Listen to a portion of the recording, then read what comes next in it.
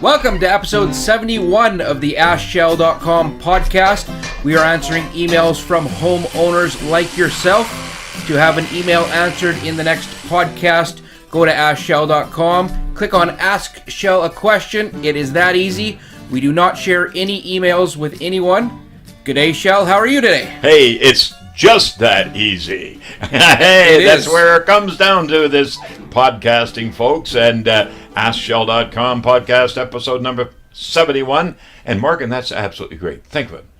We're over the year as far as 52 weeks in a year, and we're up to 71. We're moving on. We're closing in on that century mark, Shell. Well, that deserves a gift for everyone listening today. Good point. Absolutely. I start to sound like Ellen DeGeneres. Gift for everybody. But, you know, folks, we do have free tickets today for the home show, but we'll talk about that a little later on. Yes, on this week's podcast, we are going to talk about the home show tickets. We have got a question from Tony Gioventu, the executive director from the Condominium Homeowners Association, and some emails that I've got for you, Shell. A question about wood plank flooring getting refreshed and cleaned, residential copper pipe that is leaking, bathroom renovation question, extending a tar and gravel deck's life, and a toilet that is draining after it is flushed. Well, that sounds like it. It's going to be a great information, I guess, show for everybody out there. I hope it doesn't go down the drain. Well, we'll start by talking about the home show. It is October 27th to 30th at the Vancouver Convention Centre. That's easy to get to. There is SkyTrain access or parking down there. 325 exhibitors. And we've got free tickets to the show. All you have to do is come into our showroom at unit number 7, There they are, right there, folks. King George Boulevard in South Surrey. And the value of those tickets today are $16 a pop, so $32 a couple. Yep. And they're free just for you folks today that are listening to the podcast. So the show itself is the following weekend, so you'll get the opportunity a whole week to pick up the tickets right here at the House Smart Home Center. Now they are first come, first served, so don't hesitate, don't wait around. Come out and grab those tickets as soon as you can. Like we said, it's at the Vancouver Convention Center. If you are out in the South Surrey, south of the Fraser River, you can drive to the River Rock and candle line it down. It's very easy. Absolutely. This is right down on the Burrard Inlet, folks. And if you've never been in the Trade and Convention Center down there, and it's actually the Vancouver Convention Center. Some people do put the trade in there, but don't get it misconstrued or mixed up with the one out in the valley. This is the one on the waterfront down in Vancouver where you can get to it by SkyTrain from pretty well all angles. Yeah. Excellent. All right. Okay, Shell, first email that I've got for you, titled, the subject is wood plank flooring refreshed. I am a renter. I have old wood plank flooring in my kitchen, but it holds moisture. I used bruised hardwood and laminate floor cleaner on it, but it is fading and looks awful. Can you please help? I heard vinegar is good for it, but am not sure. Thank you, Betty. Well, Betty, and I can assure you right now, thank you, Morgan, for selecting this one, because so many ideas come up on Google today, and more people take those ideas as the only way to go. And I can say in the majority of the cases, folks, it's not the only way to go. Do not use vinegar on anything to do with flooring unless it is a plastic laminate face. And you may not even be able to determine what that is, so don't use vinegar at all. Is a good run. But in your particular case, you're talking about old wood plank flooring, and I'm going to take from that you're dealing with an old restored floor that maybe even it could be something that was used from some old flooring that was restored from an old barn, let's say, whatever the case. But it is real wood, okay? And what I would be suggesting you do is, first of all, clean the floor. So easy to clean the floor. You can use a solvent, like a contact cement solvent, and please don't, again, mix that up with paint thinners or whatever. I'm talking about contact cement thinners or contact cement solvent. Available in paint departments, like Windsor Plywood stores would have that particular product. Home hardware stores would have it. Ace and a number, but I don't think you'll find it at the box stores, unfortunately, because they don't keep a lot of the solvent materials. But anyway, use a solvent cleaner, and after you've used a solvent cleaner, use my cleaning formula. And I know a lot of you use that already, and it's available pretty well throughout the entire Canadian marketplace. And incidentally, you can find it at Windsor Plywood stores, home hardware stores, oh gosh, all kinds of them. So just go out and check with your, even Cloverdale Paint have it as well. But once you have that in Cloverdale, paint might just be the best, or your paint store of your liking, because I'm going to suggest after you've washed it and rinsed it with the cleaning formula, then you use a urethane. Use a water-based urethane. And you can have water-based urethane at a paint store, tint it. And you can actually tint it to the color of the floor that may have been before it faded. Because that way it is transparent. And being transparent or translucent, whatever you want to call it, you can bring that floor finish to life again.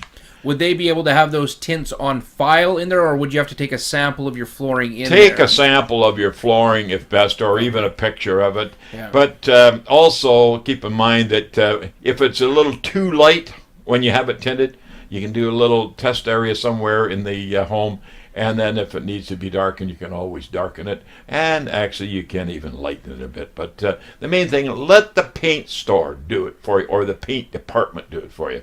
But that way, you're going to give it 2 coats of urethane tinted, and Minwax is one that actually has that material on the shelves all ready to go with the tint and everything in it. Okay. But in any event, when you apply it, give it 24 hours curing before you put the second coat on, and then 24 hours for the second coat to cure, and don't put anything heavy on it like chairs or tables or anything of that for at least a week. You can walk on it, but just don't put anything heavy on it, because you are dealing with curing of urethane. And this time of the year when windows are closed up, it takes a little longer for that. Right. So, but that's just that easy, folks. And I'll tell you, you'll be really happy because you're sealing the seams of the flooring as well.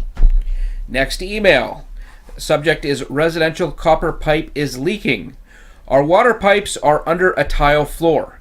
The layers are sand, pipes, gravel, concrete, and then tile. We have sprung several pinhole leaks, had jackhammering, digging, and had the leaky area replaced. We now have another leak and wondered if epoxy lining would work. Our pipes are a 1/2 inch copper. Do you know a company in Edmonton or Calgary that would do that work? I believe it would still be cheaper than jackhammering our whole floor, which is still in good shape. Thank you. I will look forward to your reply, Roman. You betcha, Roman. And I just want to go back to that very first email just for a moment, if I may. Put it on pause? Well, yeah, well, the reason why, because that email, I understand, was from Loveland, Ohio. It is the World Wide Web, Shell. Exactly. AskShell.com reaches everywhere. There you go, folks. And so indications of people using it from all over the world is quite common on this program. And certainly coming up now, you just mentioned this, and with the pinholes in Edmonton. Yeah. So we cover the Canadian marketplace and the whole World Wide Web. We actually shipped some Act Design down to Alabama this week. Absolutely, and that was for, in fact, that was for a septic tank. So yes. There you have it, folks. We've got the material, and we've also got the internet that you can order it, and we can ship it right out of our store. Our internet store. Yeah. It's just that easy. Anyway, residential copper pipe leaking, eh? Well, what I'm going to suggest here for Roman, and this is a good one, because this is not only dealing with residential single-family dwellings, this is dealing with condominiums, townhouses, apartment houses, anything that has copper pipe. Copper pipe has, in the past, been used for years and years and years. But new copper, in some cases, they've had some concerns with the quality of the copper. In the new copper. In the new copper. When I'm talking about new copper, I'm talking about within, the last 20 years. Right. And pinholing is something that you can relate to the chemicals in the water, affecting that of the mineralization of the inside of the copper, and actually forming pinholes in the pipes. And what you have available today, and obviously you've done a little bit of checking because you used the ceramic approach to the inside. The ceramic approach, we have actually had that particular process on my TV program, Home Check. But also since that, there has been new systems developed. And what I'm going to recommend, and I've already sent this out to this owner, and we should mention that anybody that sends us an email from our club membership, and incidentally, our club membership is growing, folks. It's in the area of mid-20,000s now, so around 25,000 members. So why don't you jump on board or have your friends do that? And if you're listening to this, you must be on it in any event. But in any case, when you deal with the questions, you always get an answer from me or from our Shell Busey Ask Shell Club office. And that's Morgan. You see his smiling face here today. And our daughter, Monica. And she's quite involved. And they have me in the background mentoring them to get the right information out to you. But I want you, Roman, to go to a website. It's called hightechwater.com, okay? And that is spelled Hytec, okay? And that'll be right on your screen as I'm mentioning it there. So you can go to that website. And that particular system we happen to have in our building where we live. Oh, really? Now, when we downsized, we went into a building, and that has been added. And in fact, we just had our AGM the other day, and it's been a year, and we have had no leaks. Okay. So it can only, at this particular time, say that it's working. Okay, so... did you have leaks prior to that system? Oh, yes. Okay. Oh, yes. In fact, it wasn't unusual to have maybe one or two a year. Oh, okay. And they're most frustrating because when you do have that leak, it's not a matter that's going to cause a lot of damage, but it causes a lot of remodeling in some cases because you got drywall that has to be replaced. And, I mean, it's not something that's going to all of a sudden give you a flood, but because it's pinholes. But when they show up, it's been normally running for a while. And a pinhole would be pretty tough, a lot tougher to find than a big break. Absolutely. And so it's always drywall, insulation, maybe flooring, that sort of thing. But it's not where you're going to have water wings to get around in your home or anything like that. But it's certainly costly. And you might as well reduce that cost by looking into it. And they do have professionals that come out and make the presentation. So, and they're all over North America. So, in fact, they're overseas as well. So there you have it. It's just high-tech water. Okay, and it's a system. Okay, it's just that easy. Next email. This one is a bathroom renovation question. Hi, Shell. I enjoyed listening to your show on a regular basis prior to moving out of the country for the past 7 years.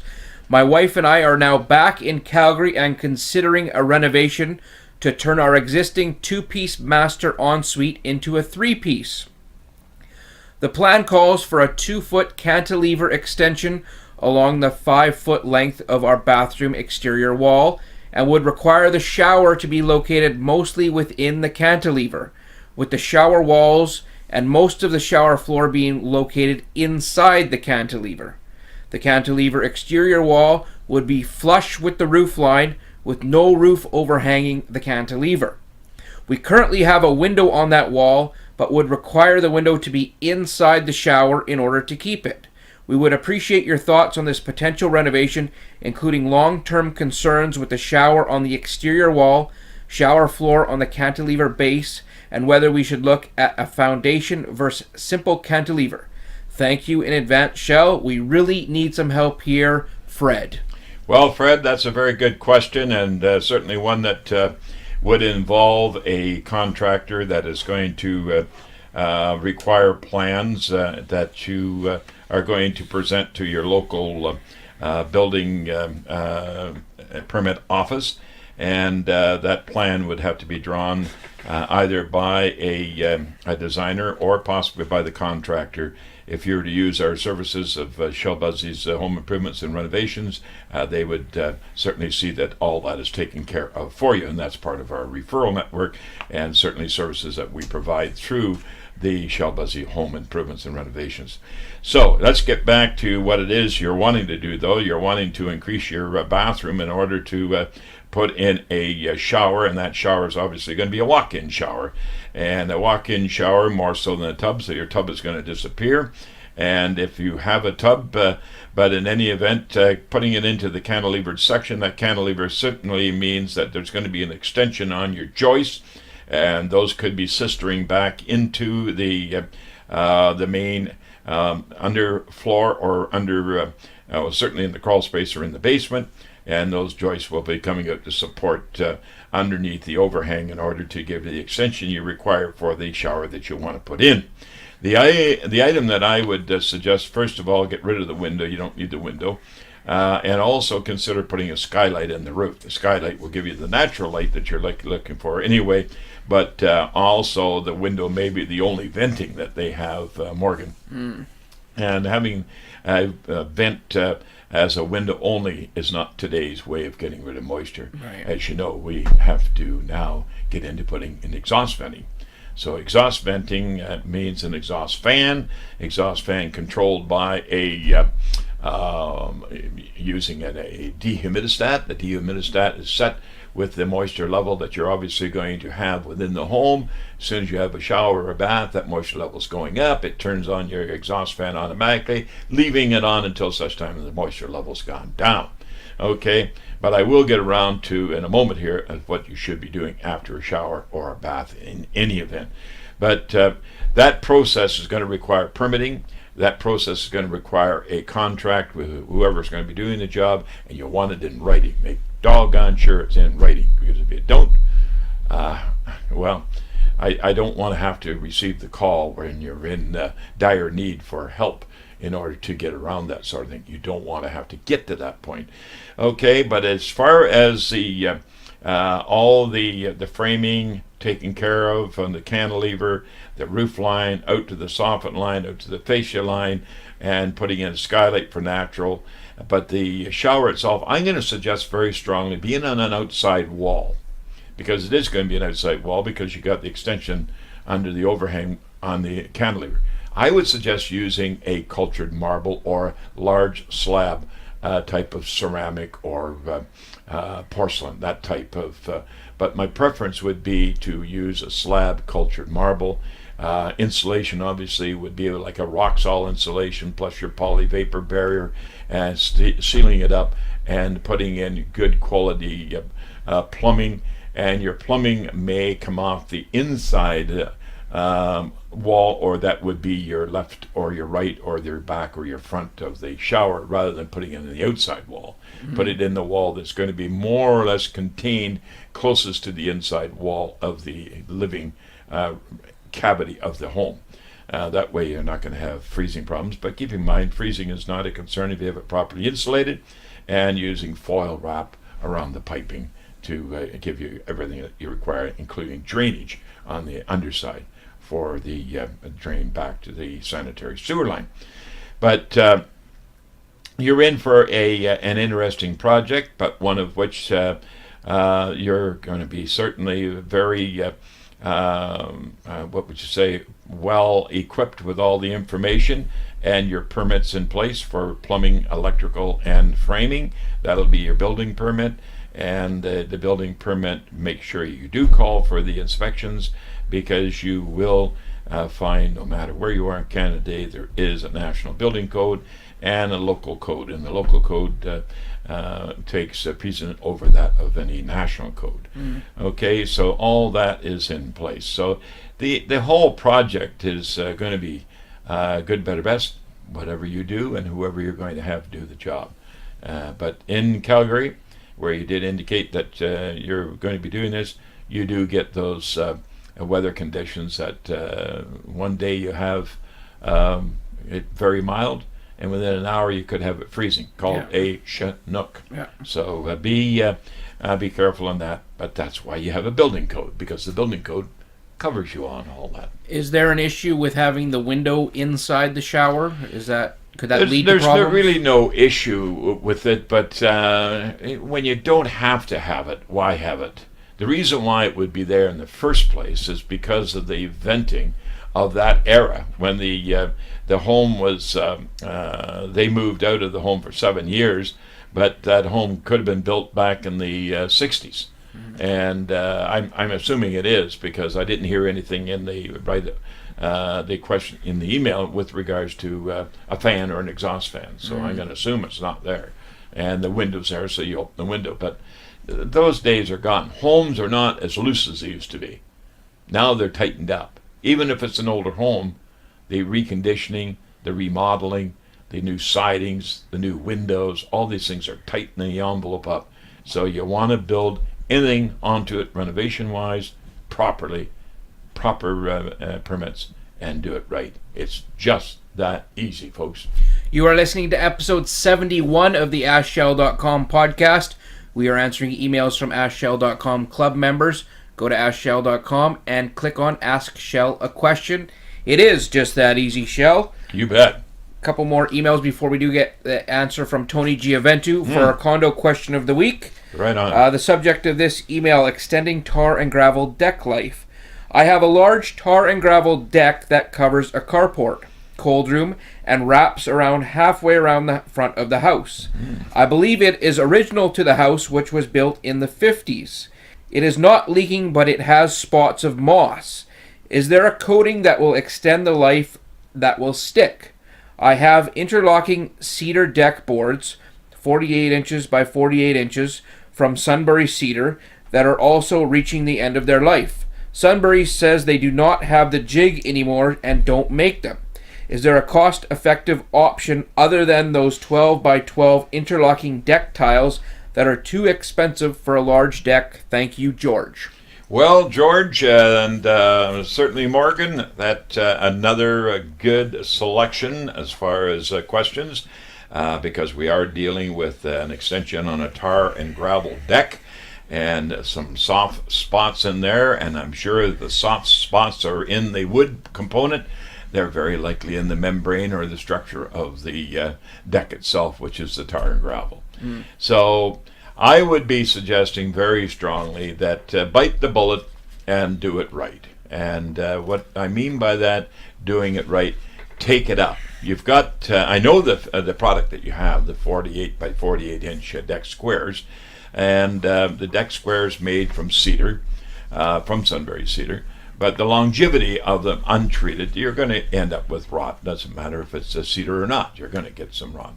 But the under deck, that's the portion that has the tar and gravel on, you should be opening it up and exposing it and replacing any of the substrate plywood on the underside.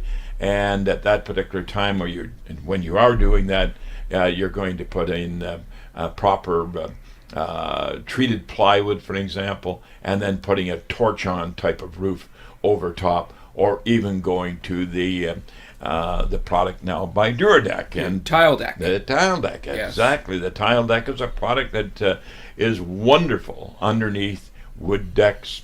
It can, because it is a waterproofing roofing product. Right. So it is not only going to be substantial for the deck to go over top, but you can use it under ceramic tile and porcelain tiles and paving stones and all the rest of it. Great product, I might add, folks. So with that, doing it right, tearing it up, replacing any of the soft spots. If you are wanting to give it a moss treatment because you're not going to go to the point of replacing it, then there are moss and removing products available from the folks at Wash Safe Canada has got a roof wash product that is hydrogen peroxide based that right. kills moss, and environmentally friendly. It is environmentally friendly and plant and pet friendly. Exactly. So children, pets, and all the rest of it, when it comes to that using a moss killer, we have that available, or we can advise you where to get it. Yeah. Okay, but now with the 48 by 48 inch deck boards, if you want to go back to that process, use treated lumber rather than using just raw species, be it Western red cedar or not. Use treated lumber. Treated lumber will very likely be a species such as hemlock, but when treated, you get the longevity of life expectancy of a treated lumber material deck. And that could be anywhere 30, 40 years. So it's something that I wouldn't have to worry about anymore. That's for sure. But in any event, when it comes to using a product for that application today, use the product that's treated to do the job for you. Now, if you want to just replace those squares, again, use treated lumber. Okay, that would be good, better, best. That would be good. Best would be replace it, make sure the substrate, tar and gravel, is removed. Plywood replaced if required, because I'm sure there'll be soft spots there somewhere. You may need a drain, a scupper, or something like that put in there as well. But there you go. It's just that easy, folks, and I know that you'll enjoy it more so when it's finished. Right, and you would be rather upset if you spent all that money just replacing the cedar, and then 6 months later, that soft spot on the deck turned into a major leak, and then you just got to get rid of those boards that you just put down there. Turn around, do it all again. Yeah. Yeah. Okay, last email before we get to our condo question of the week. Subject: toilet draining after flush. I have a bi-level house with one washroom on each level. The situation is this: when I flush the toilet on the upper level, the water almost fills the toilet bowl, then drains slowly until all the water is gone, with a sound of air coming from the drainage pipe. The washroom on the lower level is okay when I flush it. I would appreciate your advice on this matter, Peter. Well, Peter, that's not an uncommon question, but one that does come up from time to time, and it's good that it does, because when you live in areas that there's a lot of trees, where trees may be impacting vent pipes that are on the roof that are associated with your plumbing system. You could have a bird that might have went down. It could be a squirrel. The actual vent stack will go down into the roof cavity, and it could go to whatever angle to another area requiring air within the drainage system, or it may go directly to the outfall to the sanitary sewer line, or to possibly a septic system. The main thing is that both stacks, or at least both bathrooms, may have separate stacks. So the one down in the main level, or the first level, very likely has no connection whatsoever to the one that you're having the problem with, because it's not necessary to have one stack for two toilets, one on the lower level, one on the upper level.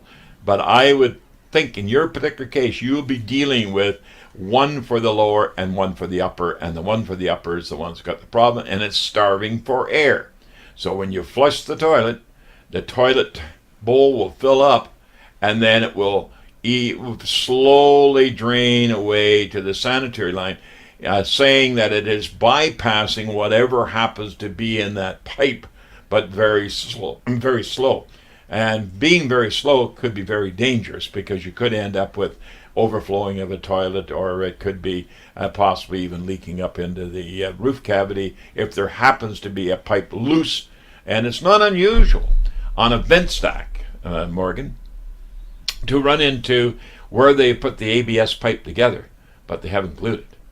And so it may pop off, or it may be this leaking on the backup, because it would go up like a thermometer up the pipe, starving for air, so you get that siphoning taking place. So be very careful, but I would have a plumber, in your particular case, I would suggest a plumber come out and make sure that the vent stack to that toilet area, and it's not going to be difficult to find, because it'll be normally right over top or just a little offset from the toilet in that particular bathroom. And it will be servicing your bathtub, your sink, and the toilet, okay? Or a shower as well, if there happens to be a shower there. Okay, it's just that easy, folks, but do look into it, because that is an indication of a problem down the road. Okay, well, Shell, that's the last question that I have got for you this week, but we do have the question, yes, the condo Tony. question of the week that Tony Gioventu has answered already. So I've got the question, and you will read the answer, Shell. You bet. So we'll get right into it. Dear Tony, our Strata was built in 2002.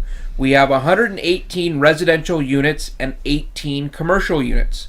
At 14 years old, our building now requires some upgrades and significant maintenance.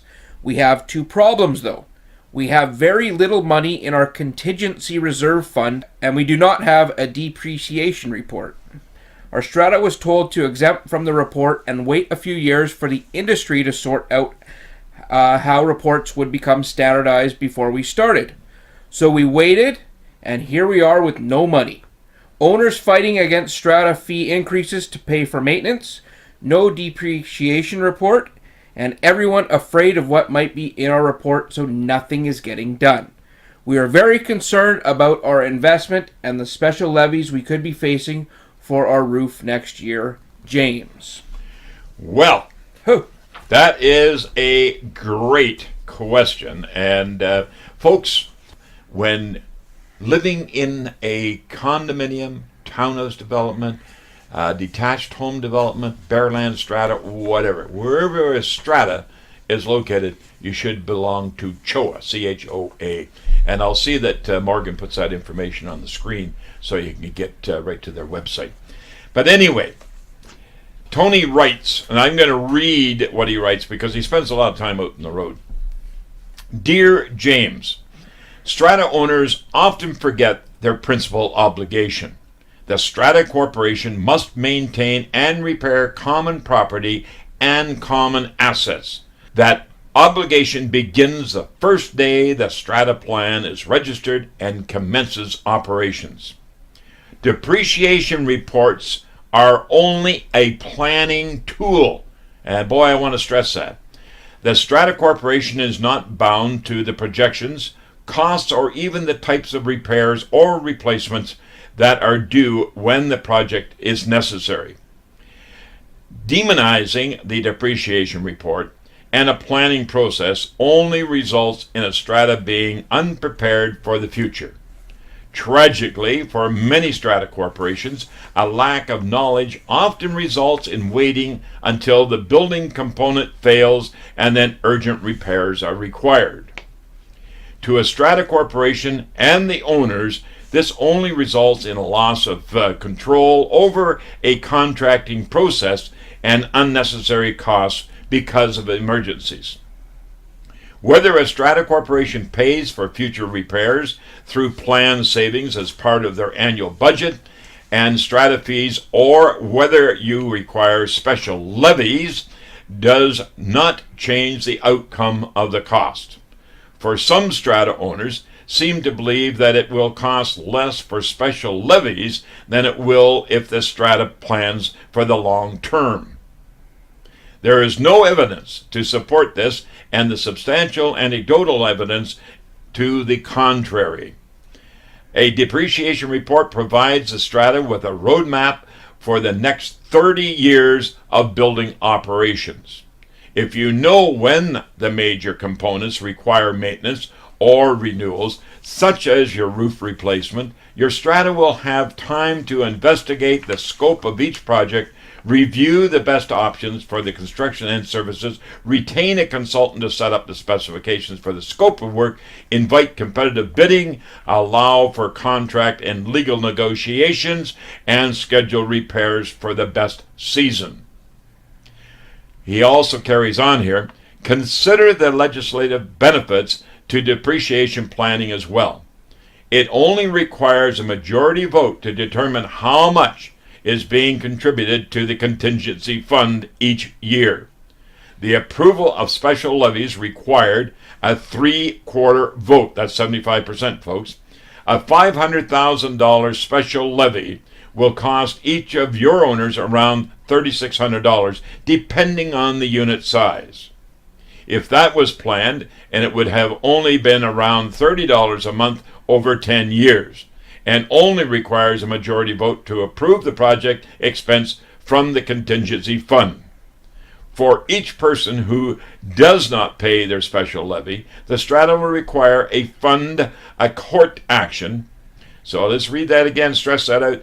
The Strata will be required to fund a court action to obtain an order for sale to recover the funds, and they will not be able to recover all the costs in court, added to the overall cost of the project.